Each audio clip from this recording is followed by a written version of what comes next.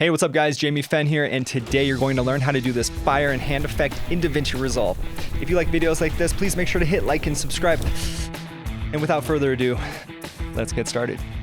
All right, so the first thing you want to do is film yourself pretending that you're holding a flame. Now, the most important thing about this shot is you want to make sure your hand is still enough where there isn't too much motion blur on your fingers because you want to be able to do an accurate track. Next, what you want to do is right-click on the clip that you want to put the flame on. Right-click, select New Fusion Clip, and then go into Fusion. Scroll to the point right where you want to have the flame come out of your hand. Click on Media in 1, hold down Shift and press Spacebar, and let's add a planar tracker. Select your hand, select the reference frame by selecting Set, and instead of having the motion type be perspective, select Translation. That's a good option because I kept my hand pretty stationary. Then what you want to do is select Track to End. Now the tracker will track the hand as best as it can. You may have to do this a few times. And right up until the point where I shake my hand, that's where I'm going to end the track. Sometimes the tracker will just stop tracking because it can't track. Select Create Planar Transform. Delete the original planar tracker node that we had. Select Media In, and let's add a merge node and connect the planar tracker node to the merge node. Click on the media pool, and this is where you're going to have to find some stock footage of a flame. There's plenty of it out online. There's also a website called actionvfx.com where you can buy a lot of really cool open flames. Once you import it into your media pool, just drag it down here into the node tree and connect it to the planar tracker. The overlay will have a black background most likely, so select the merge node and come over here to the apply mode and select screen. Select the media in 2 that we just added and hold down Shift and press Spacebar and add a transform node. Go ahead and move that flame to the palm of your hand.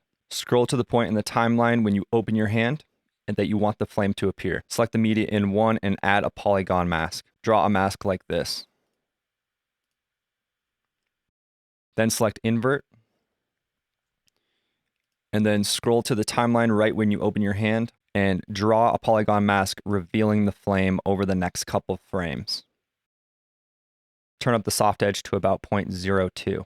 Then scrub to the point right where you're about to shake the flame out of your hand. Create some new points on the mask underneath, like so. And then scrub forward where you start to shake your hand, and this is where you will make the flame start to disappear. So go ahead and move the masking points up as the fire disappears as you swipe it away. Next, what you want to do is add a little bit of glow to the flame. So click on the media in 2 and hold down Shift and press Spacebar, type in glow. You can adjust these parameters to how you like. I'm just going to leave them as default. Next, what you want to do is select that polygon node that we put on top here, and we want to actually add another polygon node. Now, when you stack the flame in your palm of your hand, if you want to mask out your fingers so it looks like you're actually holding it, with our second polygon node selected, you can come over here to the paint mode and select Subtract, and then draw the points around where you want the fire to be masked out. So in this case, I'm just going to scrub through the timeline and make sure that the flame is not in front of that finger, giving it a more realistic look. And since you've actually tracked your hand, the mask that you are creating around this finger will do a pretty accurate job of staying tracked with that fingertip. You'll also want to turn up the soft edge just a little bit. Now here comes my favorite part. We're going to add some heat distortion. Check out this video right here if you haven't downloaded Reactor already. This is a free plugin. And once you have this installed, you'll need to open it by coming up to the workspace, selecting scripts, and opening up the Reactor plugin. Now what we're going to do is download a plugin that's free inside of Reactor called Heat Distortion, which is going to create exactly what it sounds like, heat distortion, so it looks like you're actually holding the flame and it's creating heat in the environment that you're shooting in.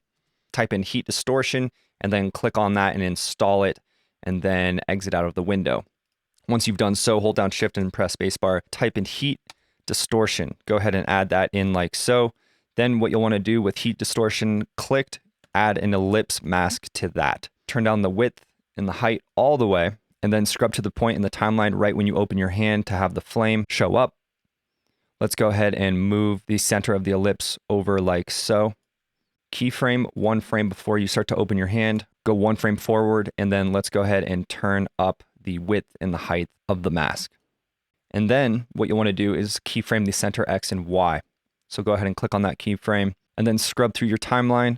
I'm not moving my hand too much, but if you do move your hand a lot, you're going to have to make sure to stay pretty accurate just to have it look a little bit more realistic. So I'm just scrubbing through the timeline right now. My hand didn't move too much, so I'm just going to make small, slight adjustments. Continue to track the palm of the hand. Then when you shake your hand away, what you want to do is go 1 frame before the fire disappears, keyframe the width and the height, go forward 1 frame, and let's go ahead and turn down the width and the height to 0. Also, turn up the soft edge on this mask so it's not like a hard edge. And then another thing you want to do is select heat distortion, come up to the heat mask, and turn up the scale. And that is how you create the fire in hand effect in Davinci Resolve. Thanks for watching. I will see you guys in my next video.